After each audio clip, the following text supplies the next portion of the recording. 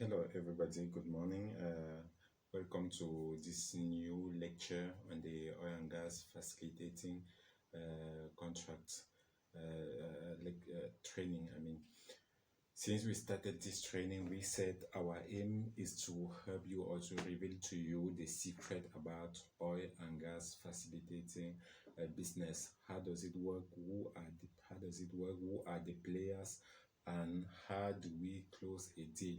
Our main goal is that, or our main ILO is that by the end of this training, you shall be able to become a negotiator, an oil and gas negotiator, and negotiate contracts all around the world. You shall know what are the kind of fruits that are sold on the market, what are the selling procedure, and what is a procedure. First of all, what are the selling procedure, what is the contract, what do we call a contract, and what are the sections that must appear in a contract. Okay, so today we are going to go deeper in contracting, and it is today that we will start talking about the business itself. How does it work, and how do you go about it?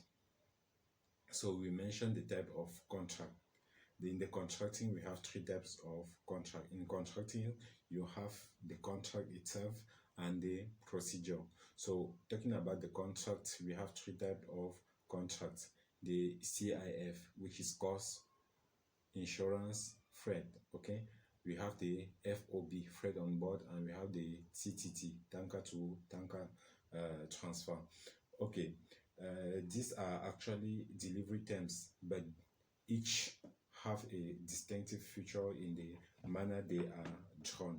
The major difference in these contracts are their individual procedure, and it is therefore necessary to discuss and understand what a contract procedure is and the role it plays in the execution of the contract. Okay, a good understanding of the contract procedure is the first step in our effort to negotiate on behalf of both the buyers and the seller.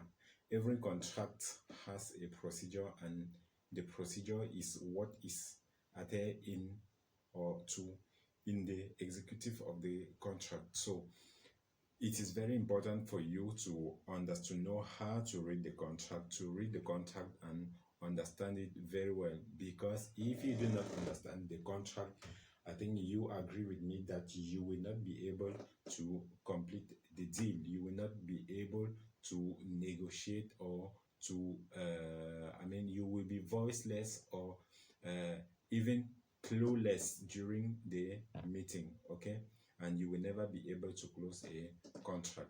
So let's go deeply in the type of contract. The CIF, as we have explained before, the CIF is the cost, insurance, and freight. Cost, insurance, and freight. This is the safest procedure or type of contracts for the buyer, because the seller has to ship the product or the crude to the destination, to the end destination point. And once the vessel arrives there, then it is cure and cure.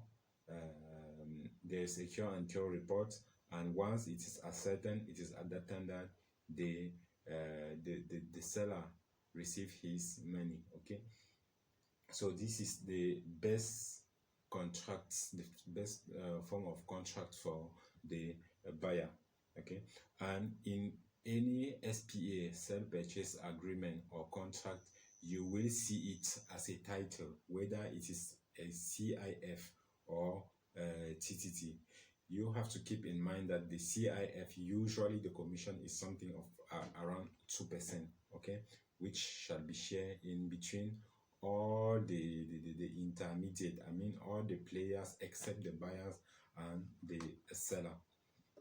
The second form of contract is the FOB, which stands for freight on board. As I have explained it, the freight on board is that the buyer will send his vessel, okay, to the loading point. When the vessels arrives there, then it is loaded and the cure and cure is checked, and the once it is ascertained, the buyer can now pay. Okay, but the buyer has to show, as I said, the buyer provide his vessel and a copy of his charter party agreement to the seller or the supplier. The buyer's vessel will sail to an agreed loading destination or a port, and his vessel loads the cargo. He pays for his vessel charter and all insurance. This method is very good because the buyer pays after his vessel is loaded and inspected to ascertain. Okay, quality and quantity. The contract is usually executed and completed at the seller's loading point. Okay, so it is executed and completed at the seller loading point.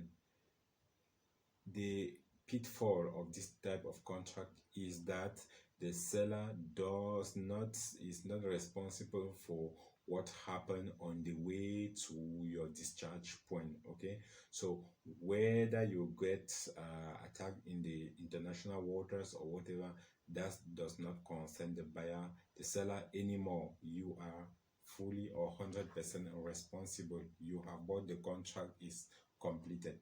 Okay, the third one is the tanker to tanker transfer, which usually happens take place in Nigerian water when it concerns BLC or Bonny Light Crude Oil from Nigeria. And we said in this type of contract, the